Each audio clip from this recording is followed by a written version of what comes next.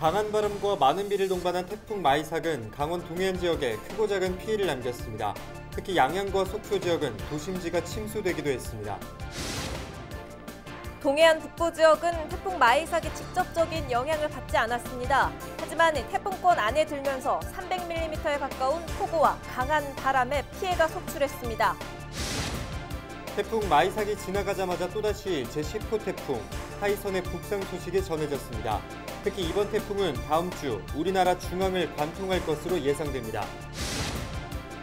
계속된 큰 비에 지반이 약해져 산사태 발생 우려가 큽니다. 피해를 최소화하는 안전조치와 예방법 등을 알려드립니다.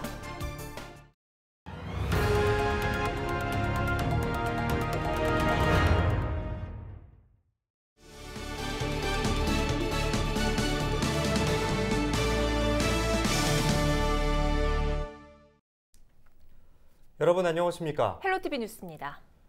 태풍 마이삭이 할퀴고 간 동해안 지역은 참담하기만 했습니다. 삼척에서는 파도가 방파제를 넘어 어선들을 덮치면서 피해가 속출했고 해안가와 하천 주변에서도 크고 작은 피해가 이어졌습니다. 박건상 기자가 보도합니다. 방파제 넘어 엄청난 규모의 파도가 굉음을 내며 솟구쳐 오릅니다. 3일 오전 삼척 임원항에 피항한 어선 13척이 거대한 파도에 힘없이 전복됐습니다. 강원 영동 남부 지역에선 3일 오전 강한 바람으로 인해 파도가 방파제를 넘으면서 크고 작은 피해도 잇따랐습니다. 오전 한때 초속 40m가 넘는 강한 바람이 몰아친 강릉 옥계면에서는 주소천이 범람해 원평교에서 산계 3리까지 통행이 금지됐습니다. 강릉 경포호도 물이 넘쳐 진안상가 20여 개 점포가 침수됐습니다. 강릉시와 상인들은 오전 내 양수기를 동원했지만 범람한 물은 좀처럼 빠지지 않았습니다. 강릉시 곳곳에서 주택가 도로 침수 등 3일 오후 2시 기준 88건의 피해가 발생했습니다. 평창군 진부면 송정교와 동산교도 교량이 유실됐고 삼척에서는 하천이 범람했습니다.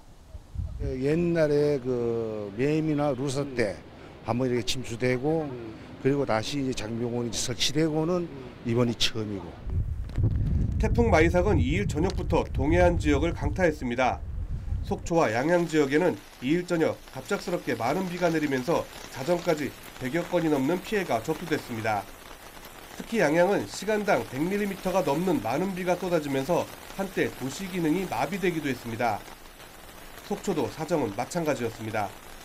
갑작스러운 집중호우로 속초 시내 대부분 지역이 침수됐습니다.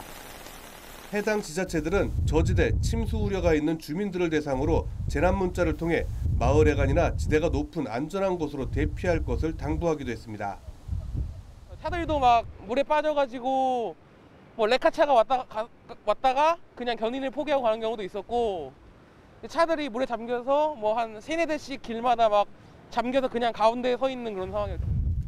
강원도는 3일 오후 1시 30분 기준 태풍 마이삭으로 인해 도로와 주택 침수 등 모두 76건의 피해가 발생했으며 25명의 이재민이 발생한 것으로 집계했습니다.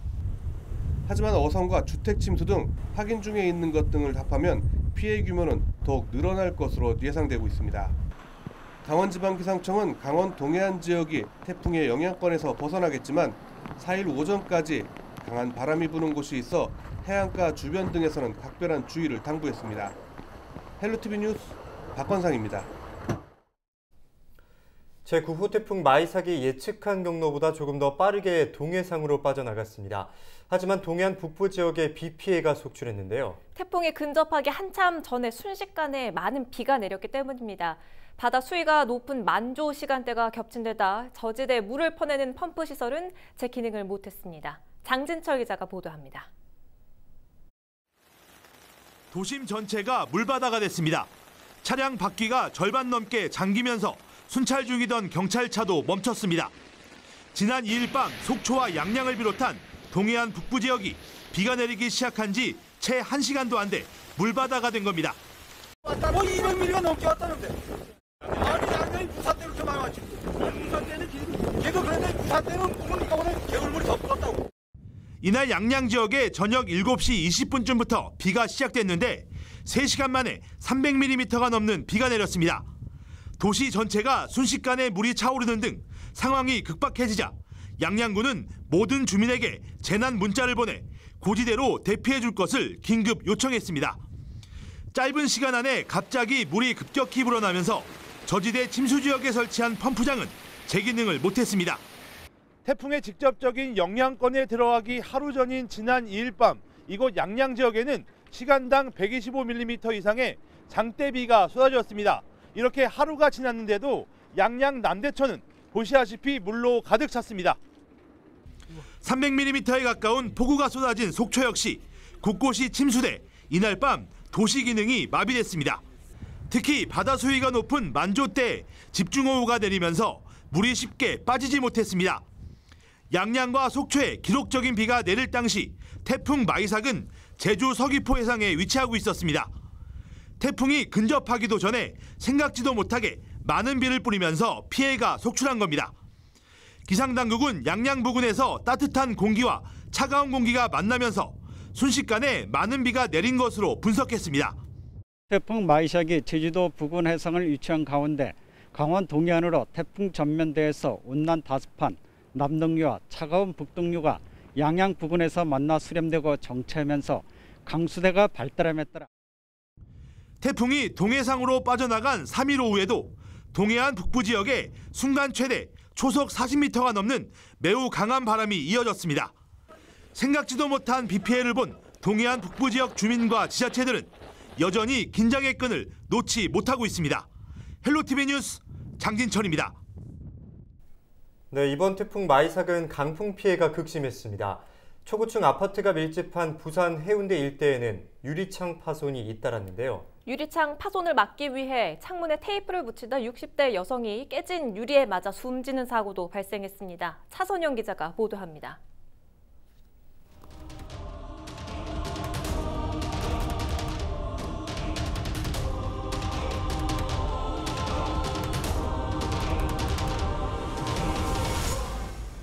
태풍 마이삭이 부산에 가장 근접한 3일 새벽 1시 반, 부산 사구의 한 아파트에서 60대 여성이 창문 파손을 막으려고 테이프를 붙이던 중 유리창이 깨지면서 팔을 심하게 다쳤습니다.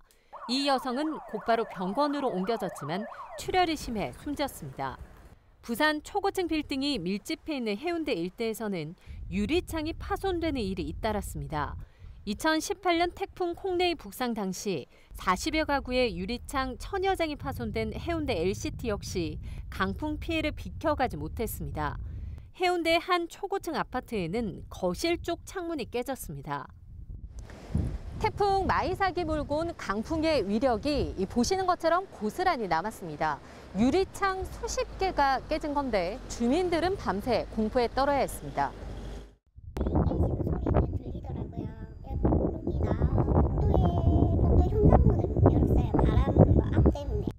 태풍으로 강한 바람이 불 땐 미리 대비하는 것이 중요합니다. 보통 창문에 X자로 테이프를 붙이거나 젖은 신문지를 붙이는 경우는 창문 파손을 막는 것에는 큰 효과가 없습니다. 우리나라에서 지금 사용하는 유리창 두께가요. 보통 3mm, 5mm, 16mm 정도 두께를 사용하는데 저희가 실험 결과 초당 30m 풍속에도 유리창은 자체적으로 파손은 되지 않았습니다. 창틀하고 유리창문 사이의 이격 때문에 그 바람이 이제 들어오면서 떨림이 이제 파손의 주요 원인으로 분석되었거든요. 파손을 예방하기 위해선 창틀과 유리 창문 사이 테이프를 붙이거나 신문지 등 종이를 두껍게 끼우는 것이 도움이 됩니다. 만약 미리 강한 바람에 대비하지 못한 상황에서 창문이 심하게 흔들린다면 가까이 가지 않고 차라리 2차 피해를 막기 위해 커튼 등을 치는 것이 낫습니다. 문은 열어놓는 것보다 닫아놓는 것이 좋고 창문이 흔들리지 않도록 단단히 고정하면 강풍에 더 잘 버틸 수 있습니다. 헬로티비 뉴스 차선영입니다. 3일 낮 1시쯤 고성군 토성면의 한 호텔 신축 공사 현장에서 타워 크레인이 넘어지는 사고가 발생했습니다. 이 사고로 신축 중이던 호텔 건물 일부와 장비가 파손됐지만 다행히 인명피해는 없었습니다. 사고 당시 해당 지역에는 태풍 마이삭의 영향으로 순간 최대 풍속 초속 30m의 강한 바람이 불었습니다.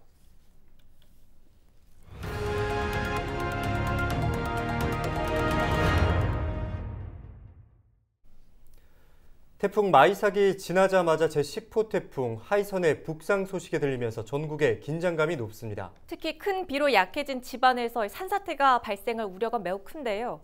전문가들은 위험 징후나 관련 당국의 위험 경보에 따라 즉시 대피해야 피해를 줄일 수 있다고 조언합니다. 성기석 기자가 보도합니다.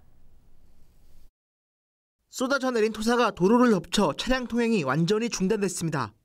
태풍 마이삭이 동반한 집중호우로 46번 국도 강원도 진부령 구간에 200여 톤의 토사가 흘러내린 겁니다. 부산과 경북 등 마이삭이 지나간 지역에는 크고 작은 산사태가 잇따라 곳곳에서 도로가 통제됐고 위험 지역 주민들 수백여 명이 긴급 대피하기도 했습니다. 걱정은 길어진 장마로 집안이 크게 약해진 탓에 산사태 위험이 더욱 커졌다는 겁니다. 산림청은 태풍 마이삭 북상과 함께 전국 17개 광역시도에 산사태 위험 경보를 심각 단계로 높였다가 현재는 주의로 한 단계 내렸습니다. 더욱이 이미 한 차례 비 피해를 입은 지역들은 아직 완전 복구가 되기 전이어서 산사태에 더욱 취약한 상태입니다. 지금 또 이게 또 엎친 덮친 겨울로 또 이제 복구를 좀 하는데 또 이게 어느 정도 강도인지 좀 예상은 못 하잖아요. 피해를 더 입을까 봐 그게 또 많이 걱정되고 있습니다. 전문가들은 산사태는 발생 후보다 사전 대응이 무엇보다 중요하다고 조언합니다. 산자락 주변이나 집안이 약해 옹벽을 설치한 곳 등에는 집을 짓지 말아야 한다는 겁니다. 산림청이 산사태 정보 시스템을 통해 상황별 위험 지역을 알리고 있지만 시민들이 이를 알 수 있는 방법은 현재로서는 부족해 앞으로 개선책 마련이 필요해 보입니다. 인명피해를 줄이기 위한 발빠른 사전 대피도 강조되고 있습니다. 산사태는 워낙 순식간에 발생해 일단 왔다 하면 피하는 게 사실상 불가능하기 때문입니다. 예상 징후로 땅이 울리는 소리와 나무가 기울어지는 상황 등에 주목해야 합니다. 또 많은 양의 물이 솟구치는 것도 땅속에 물이 과포화됐다는 신호입니다. 경사면에서 갑자기 평소와 다른 물이 좀 많이 나온다거나 또는 흙탕물이 일부 흘러내린다.